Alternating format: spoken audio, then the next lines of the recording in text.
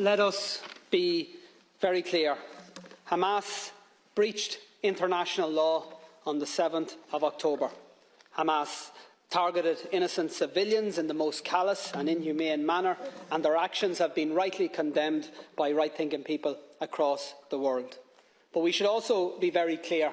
Israel has breached international law, not just on every day since October the 7th, but virtually every single day for decades. Israel occupies Palestinian land against international law. Israel blockades Palestinian territory against international law. Israel builds and expands illegal settlements against international law. Israel enforces an apartheid system that restricts the movements of Palestinians and denies their fundamental rights against international law. And Israel regularly and systematically attacks and kills Palestinian civilians against international law. So the question that must be answered by all of us in political life is this: how does the world respond to flagrant abuses of international law? When it comes to the horrendous war crimes of Hamas, the response was very clear and very consistent. World leaders queued up to say Israel has the right to defend itself.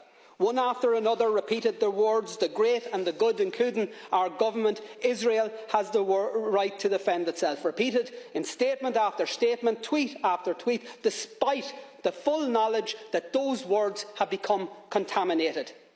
The words "Israel has the right to defend itself" means in practice that Israel takes that right as licence to bombard civilians, to bomb schools, hospitals and other civilian infrastructure, and it has now been taken as licence to enforce the displacement of 1 million people from one end of an open-air prison to another, to deny food, energy, medical supplies to a besieged civilian population, to actually deny them water, to ensure that children, the sick, the disabled, the elderly will literally die of thirst.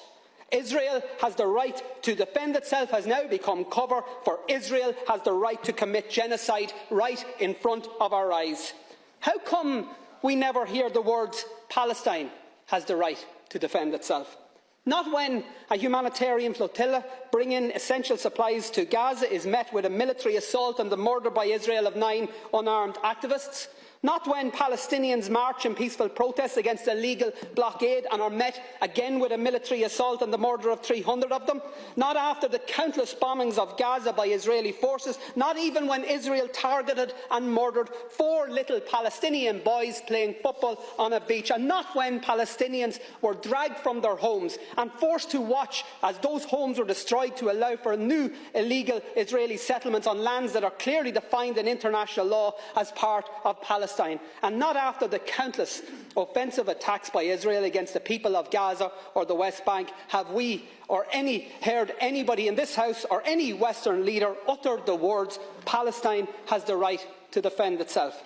And why not? And by the way, I'm not asking you to say those words, and in fact it's just as well you don't, because we all know that the people of Palestine can't defend themselves. Not against one of the most powerful military forces in the world that is backed up by even more powerful military forces.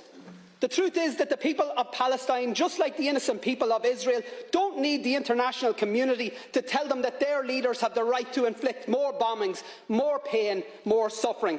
They need the international community to say stop, to say release the hostages, to say stop the bombings, the siege, the slaughter. They need the international community to tell Israel to stop the blockade, stop the apartheid, stop the annexation, to stop the genocide. And they need countries, Taoiseach, to lead the way.